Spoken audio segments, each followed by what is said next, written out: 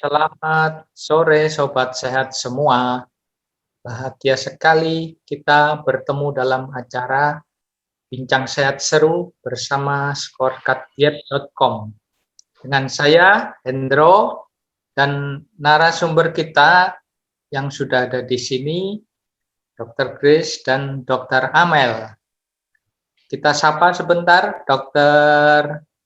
Grace. Selamat sore, Dok. Cantik Selamat sekali. sore. Oh, terima kasih Pak. Selamat sore Pak Hendro dan Dr. Amel. Apa kabar? Oke, Dr. Amel.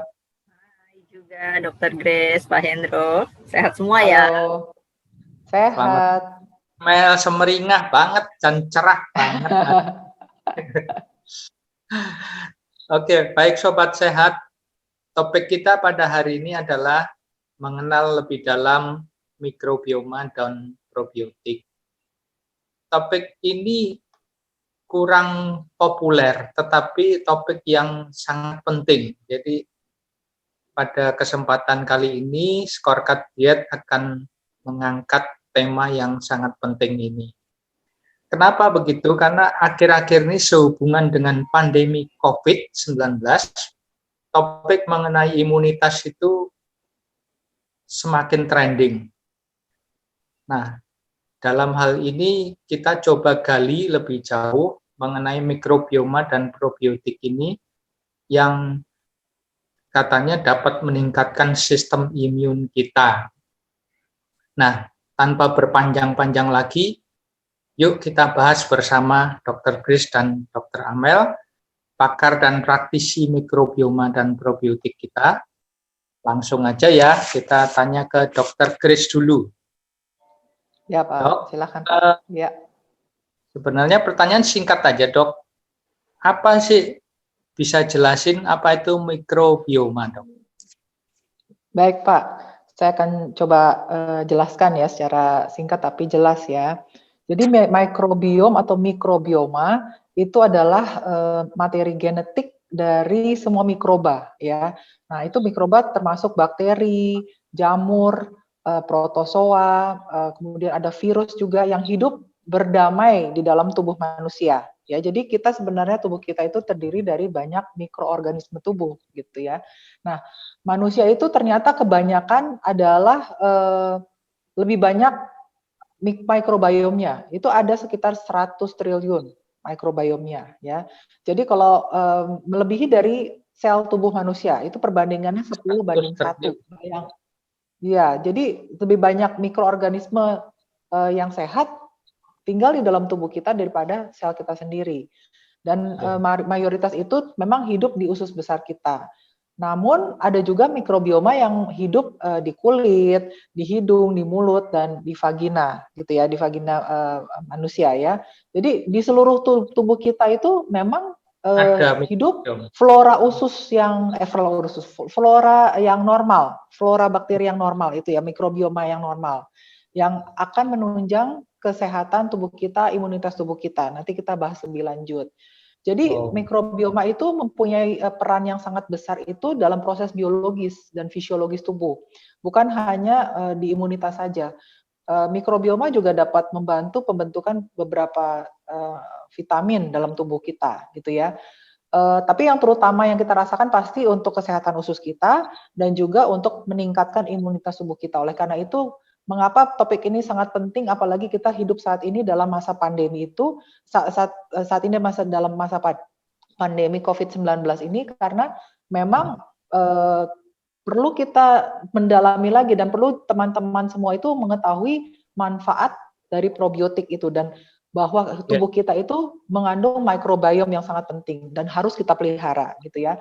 Nah, gangguan pada mikrobioma itu kalau terjadi gangguan pada mikrobioma yang sehat gitu ya, itu akan meningkatkan risiko infeksi. Jadi orang yang sering terkena infeksi harus dipikirkan, oh ada ketidakseimbangan dalam flora mikrobioma dalam tubuh kita. Nah, tapi namun sebagian besar mikroorganisme ini memang terdapat dalam pencernaan manusia. Jadi demikian Pak. Nah, mikrobioma itu sangat penting untuk manusia. Wah, mengesankan sekali penjelasan Dr. Grace. Ternyata penting sekali ya mikrobioma itu untuk kesehatan dan imunitas tubuh kita ya. Ya. Nah, selain mikrobioma itu ada juga yang namanya probiotik. Mungkin minta penjelasan dan pencerahan dari Dr. Amel, apa itu ya, Dok? Probiotik? Oke. Terima kasih Pak Hendro kesempatannya. Probiotik ya Pak. Sebenarnya ada dua istilah loh Pak. Probiotik dan prebiotik. Jadi kita jadi dua istilah ini yang kadang dianggap similar sama tapi ternyata sebenarnya beda.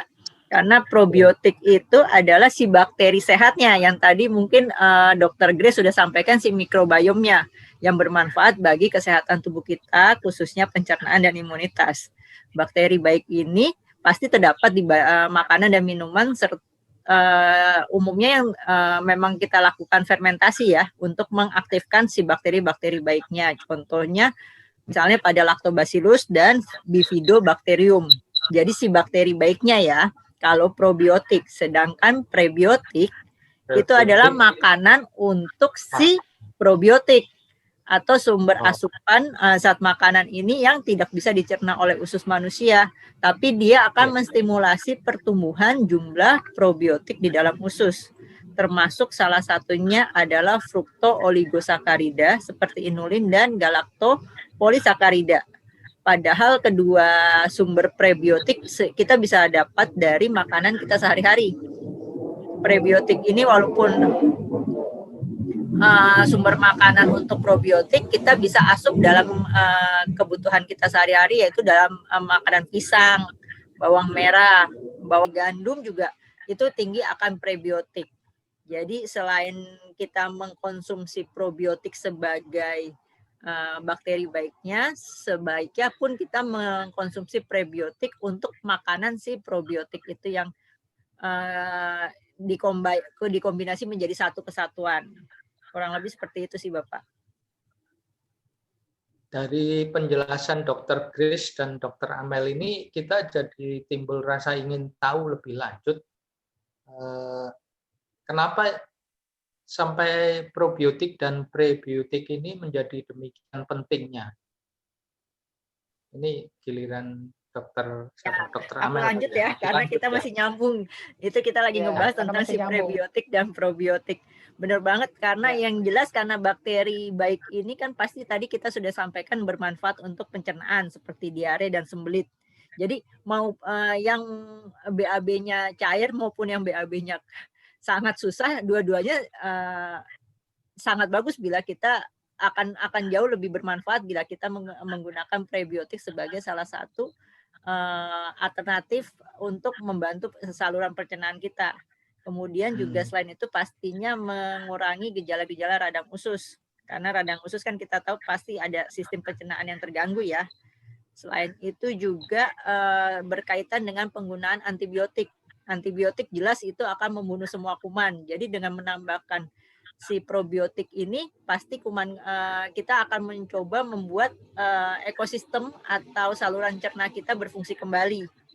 Selain itu juga selain untuk pencernaan di dalam, untuk kulit pun itu sangat bagus.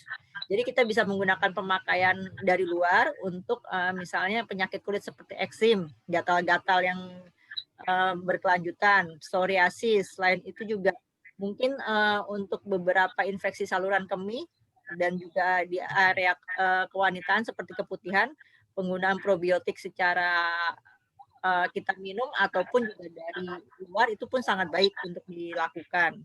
Selain itu juga berbagai macam alergi, karena kan hubungannya dengan imunitas tubuh ya, alergi baik itu pilek atau kemudian juga yang gatal-gatal karena alergi, itu juga bagus karena kita, dengan probiotik ini pasti meningkatkan daya tahan tubuh si penderita. Dan selain itu juga kita dapat melakukan menggunakan probiotik ini untuk menjaga kesehatan mulut kita, seperti kita kumur. Seperti itu Pak Hendro. Salah satu salah banyak dari penggunaan probiotik. Ternyata banyak sekali manfaatnya. Iya, jadi ini selain kepentingan tersebut ini banyak masukan, ini ada masukan kalau kesehatan perut dan usus kita ini seringkali terjadi gangguan dan kalau sudah gangguan itu sering sulit diatasi secara tuntas, Dok. Apa ini disebabkan karena dampak dari gangguan sistem mikrobioma dalam tubuh? Dan apa yang dapat mempengaruhi kondisi mikrobioma dalam tubuh ini sehingga terjadi gangguan? Oke. Mungkin giliran saya ya Pak untuk dapat Ya, menjelaskan Pak. pertanyaan Bapak ini ya. Jadi memang ada dampak gangguan ekosistem mikrobiom dalam tubuh ya. Dan memang mempengaruhi beberapa kondisi ya. Nah, seperti kita ketahui bahwa mikrobiota manusia adalah komunitas mikroorganisme yang hidup pada permukaan dan di dalam tubuh manusia dan memiliki fungsi yang penting untuk fisiologis manusia dan perkembangan sistem imun dalam pencernaan ya, seperti yang saya tadi jelaskan. Nah, memang jumlah mikrobiota dalam tubuh kita itu sangat banyak, 100 triliun bakteri. Jadi 10 kali lipat dari sel manusia. Itu kira-kira beratnya 1 sampai 2 kg berat badan ya dalam tubuh kita. Nah, sekitar 70% mikroorganisme dalam tubuh manusia berada pada saluran cerna di saluran cerna, yaitu di kolon atau usus besar. Nah, itu merupakan lokasi yang paling banyak dihuni oleh mikroorganisme. Nah, mikrobiota saluran pencernaan itu terdiri paling tidak dari 1.000 spesies dengan lebih dari 3 juta gen, yaitu 150 kali lebih banyak dari gen manusia. Ya. Nah, sepertiga dari mikrobiota saluran pencernaan itu merupakan mikrobiota yang umum ditemukan pada manusia, sementara 2/3-nya spesifik untuk masing-masing individu. Jadi seperti sidik jari, gitu ya. Itu ada spesifik, gitu ya. Kehidupan manusia itu memang bersimbiosis ya dengan mikrobiota saluran pencernaan. Nah, di mana manusia itu memberikan makanan dan mikrobiota itu menguntungkan pada saluran pencernaan dan memberi manfaat bagi kesehatan manusia gitu ya. Nah, dominasi mikroorganisme itu menguntungkan dalam saluran pencernaan, itu berkontribusi terhadap kesehatan dengan memberikan efek perlindungan terhadap invasi bakteri patogen, menstimulir juga respon imun, membantu pencernaan, dan juga berperan dalam mematangkan sistem saraf pusat dan juga mempengaruhi tingkah laku. Nah, fisiologi normal manusia itu memang tergantung pada sinyal yang diberikan oleh mikrobiota dalam saluran pencernaannya. Nah, komposisi mikrobiota saluran pencernaan juga berkaitan dengan penyakit tidak menular seperti diabetes tipe 2, alergi, bahkan kanker kolon, penyakit kardiovaskuler, dan hepatik ensefalopati gitu ya. Nah, dominasi mikroorganisme menguntungkan itu dapat membantu pencegahan terjadinya penyakit-penyakit tersebut gitu. Nah, hasil banyak penelitian baru menemukan bahwa ada perbedaan mikrobiota pada saluran pencernaan penderita diabetes dan bukan pada penderita diabetes.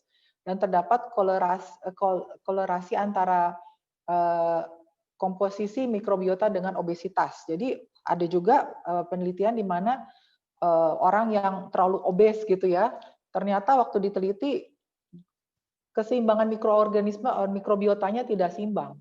Sehingga dengan pemberian probiotik itu malah bisa menurunkan berat badan. Dan terdapat dan mikrobiota dalam saluran pencernaan itu juga dapat mempengaruhi otak dan perilaku manusia, itu dikaitkan dengan kemampuannya untuk memproduksi neurochemicals. Jadi zat-zat kimia untuk saraf otak seperti apa? GABA atau gamma aminobutyric acid, asetilkolin, serotonin, itu pengaruhnya sangat besar. Itu dipengaruhi pembentukannya oleh mikroorganisme dalam usus kita. Nah, oleh karena itu banyak sekali penelitian menganggap bahwa mikrobiota dalam saluran pencernaan itu merupakan suatu organ yang terbentuk setelah lahir, bayi lahir, terutama pas bayinya lahir dari vagina. Itu banyak dapat mikrobiota sehat dari ibunya gitu kan. Dan perkembangan mikroorganisme dalam saluran pencernaan itu terjadi secara bertahap, dimulai pada saat dilahirkan, kemudian dipengaruhi oleh lingkungan dan asupan makanan kemudian gitu ya. Jadi kondisi di mana terjadi gangguan mikrobiota dalam usus itu bisa meningkatkan bakteri patogen. Jadi bukannya bakteri yang baik, tapi bakteri yang jahat yang hidup gitu ya.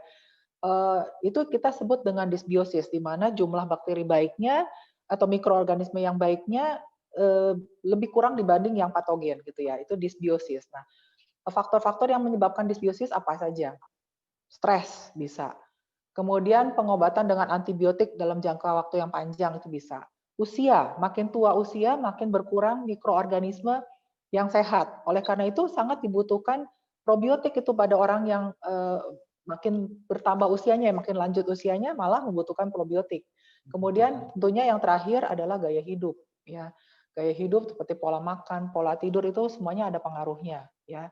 Kemudian hal yang dapat menyebab timbulnya gangguan kesehatan ya ya maksudnya kalau tidak terjadi keseimbangan itu yang akan mempengaruhi kesehatan kita seperti apa? Ada gangguan fungsi pencernaan pastinya, kemudian autoimun bisa terjadi, alergi, kanker kolon, obesitas, diabetes, kardiovaskuler, banyak sekali. Ya yang sebelumnya tidak pernah kita ketahui ya.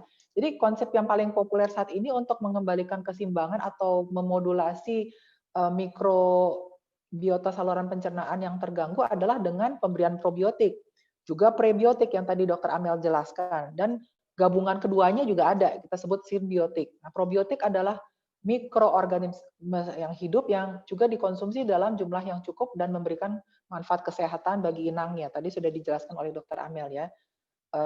Probiotik dan prebiotik itu keduanya sangat bermanfaat. Jadi harus selalu menjaga keseimbangan dalam usus kita. Jadi mikroorganisme dalam usus kita harus dijaga keseimbangannya, karena kalau tidak terjadi dysbiosis dan macam-macam penyakit yang kita tidak rasakan pada saat ini, tetapi di kemudian hari baru kita rasakan. Kayak gitu. Begitu, Ya. Pak. Ya, jadi Sobat Sehat, banyak sekali hal yang baru kita ketahui di sini tentang probiotik, mikrobioma. Ini topik yang penting dan cukup panjang, jadi kita akan bagi dalam 3 sesi. Untuk sesi kali ini kita cukupkan sekian. Nanti pada kesempatan yang lain kita akan sambung lagi dengan topik masih sama mengenai mikrobioma dan probiotik. Baik, Dr. Grace dan Dr. Amel, untuk kesempatan kali ini terima kasih banyak waktu dan penjelasannya. Sama-sama, Selamat Pak. Kita sore. lagi. Terima kasih Selamat untuk sore. sesi yang luar biasa ini. Selamat sore Sobat Sehat, sampai ketemu. Selamat sore. Selamat sore.